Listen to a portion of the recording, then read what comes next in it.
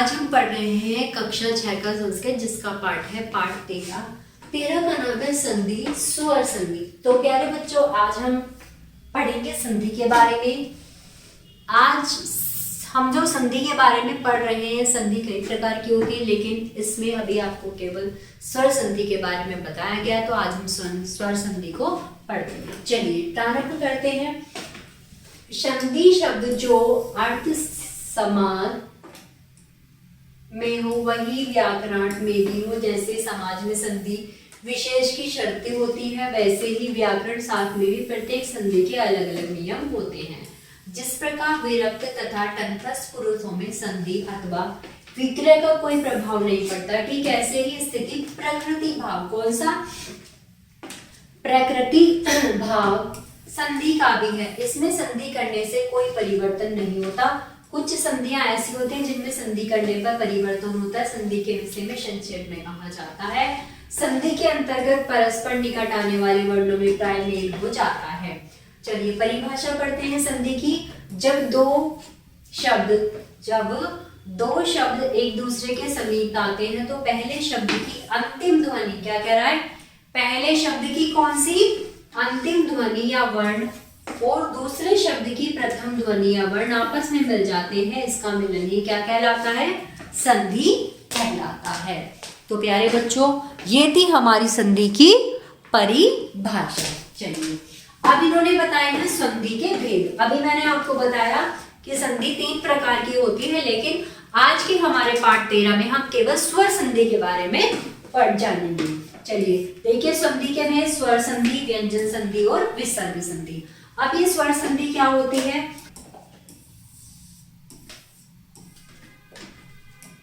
दो स्वर के पास आने से जो संधि होती है उसे स्वर संधि कहते हैं। संस्कृत के मूल स्वर आ, ई, उ, री तथा री।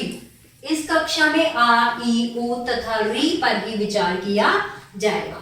इन्होंने कहा है कि हमारी इस कक्षा में केवल आ, ई, उ और री पर ही विचार किया जाएगा।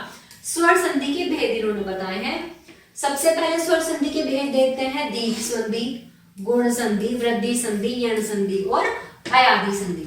तो प्यारे बच्चों, आपको याद रखना है कि संधि कितने प्रकार की बताई इन्होंने? 3 प्रकार की बताई इन्होंने संधि: स्वर संधि, व्यंजन संधि और विसर्ग संधि। अब इन्हें स्वर संधि के भेद के बारे में बताया है। स्वर संधि के भेद कितने होते हैं?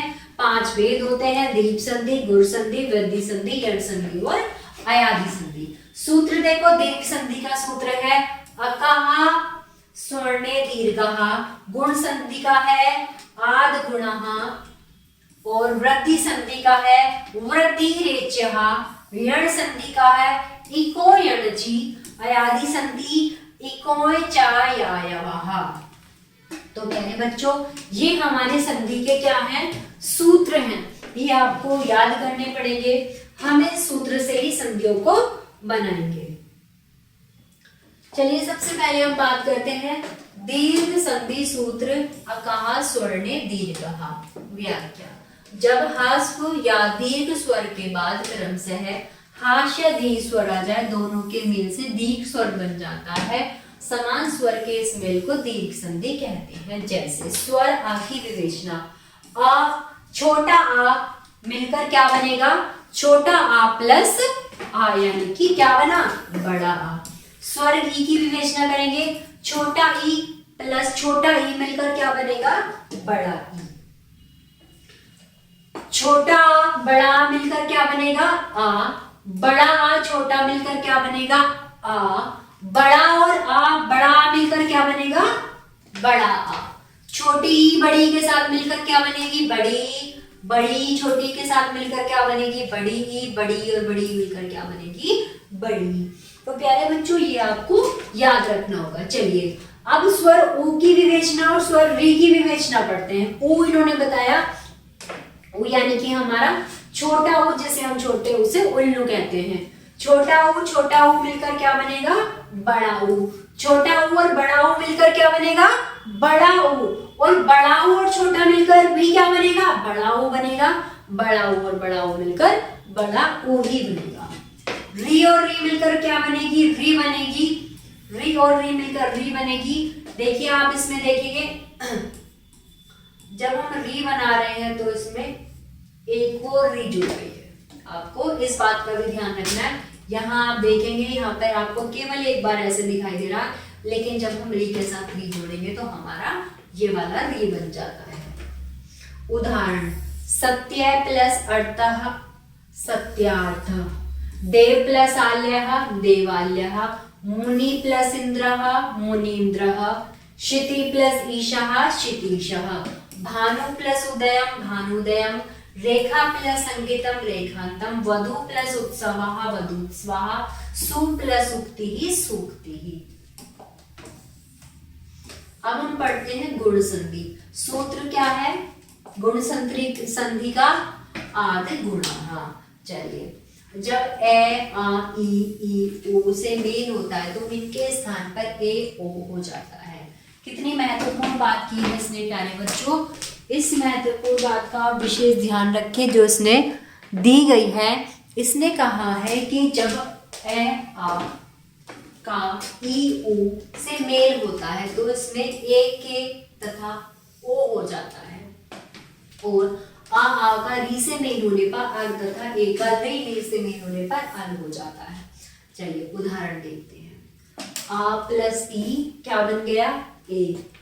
आ प्लस ई ए, अ प्लस बड़ा ई ए, आ प्लस छोटा ई ए, आ प्लस छोटा ओ, आ प्लस छोटा औ, आ प्लस बड़ा औ, आ प्लस बड़ा औ। स्वर ए और री की विवेचना करेंगे। अ प्लस री क्या बना? अर। आ प्लस री अर, आ प्लस र अल, आ प्लस र अल।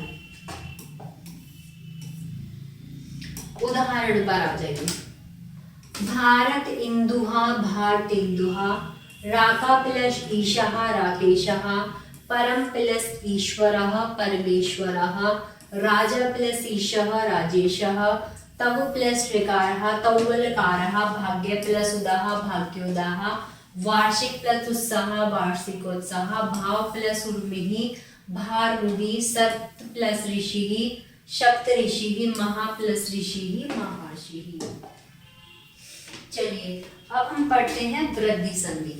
वृद्धि संधि का सूत्र है वृद्धि रेचि। व्याख्या, जब आ के बाद ए ऐ ओ स्वर आदि दोनों के स्थान पर क्रमशः ए और ओ हो जाता है, इस मेल को क्या कहते हैं? वृद्धि संधि कहते हैं। चलिए पढ़ते हैं। आ प्लस ए मिलकर क्या बना? ए। अ प्लस ए मिलकर क्या बना? ऐ। आ प्लस ए मिलकर क्या बना? ऐ। आ प्लस ए मिलकर क्या बना? ऐ। आ प्लस ओ मिलकर क्या बना? औ। आ प्लस ओ मिलकर बना औ। आ प्लस ओ मिलकर बना औ। आ प्लस ओ मिलकर बना औ। उदाहरण है, धन प्लस ऐश्वर्य धनेश्वर्य, एक प्लस एकः, कृष्ण प्लस एक त्वम कृष्णोत्तम, सदा प्लस एवः सदैवः, वन प्लस औषधम वनौषधम, तेज प्लस ओजः तेजोजः, गंग प्लस ओदः गंगोदः, शिव प्लस ओत्कंठयम शिवोत्कंठयम। यण संधि पर आ जाइए। यण संधि है, इसका सूत्र है इको यणिची। जब हास या दीर्घ ई उ री ले के बाद कोई भिन्न स्वर आ जाए तो ई या उ को वै री को रे ले हो जाता है। ई प्लस अ मिलकर क्या बनेगा? य। ई प्लस आया या, ई प्लस उ यू, ओ प्लस आ वा, ओ प्लस आ वा, ओ प्लस ई वी। चलिए, री और किसी अन्य स्वर की विवेचना इन्होंने यहाँ पर की है। री प्लस आ रा। उदाहरण है, अति प्लस अधिकः अत्यधिकः, यदि प्लस अपिः यद्यपिः, प्रति प्लस एकः प्रत्येकः, पितृ प्लस आज्ञाः पित्राज्ञाः, घृत प्लस घृतशः, सु प्लस अल्पम सुअल्पम, सु प्लस आवगतम स्वागतम, धनु प्लस इतः अन्यवितः, प्रभु प्लस ऐषणः प्रभोषणः। अब हम पढ़ते हैं अयादि संधि, जिसका सूत्र है एचोए यायावः। ए ओ के परे यदि कोई भिन्न स्वर आ जाए तो ए या अया के आयाम ओ का आवाम हो जाता है। स्वर के ऐसे मेल को अयादि संधि कहते हैं। चलिए व्याख्या करते हैं इसकी।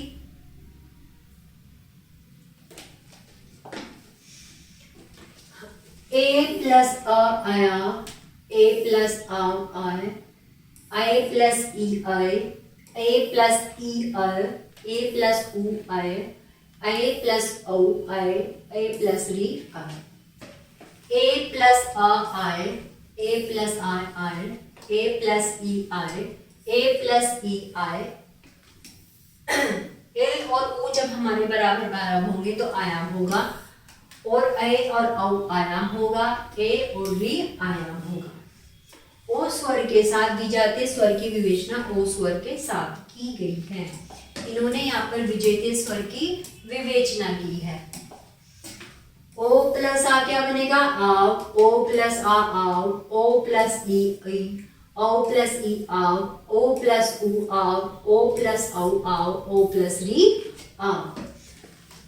आओ प्लस आ बनेगा आव, ओ प्लस आ आव, ओ प्लस ई आव, ओ प्लस ई आव, ओ प्लस ई उ, ओ प्लस उ आव, ओ प्लस री आव। इन्होंने प्यारे बच्चों यहाँ पर विजातीय स्वर की विवेचना दी हुई है।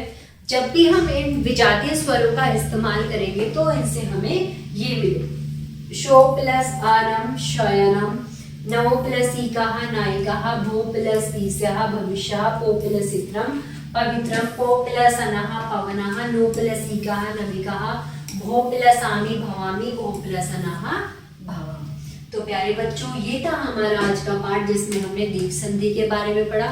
आशा करती हूँ आप सभी को समझ में आएगा। कोई भी समस्या तो आप कमेंट बॉक्स में जरूर लिखें और वीडियो को लाइक करें। धन्यवाद।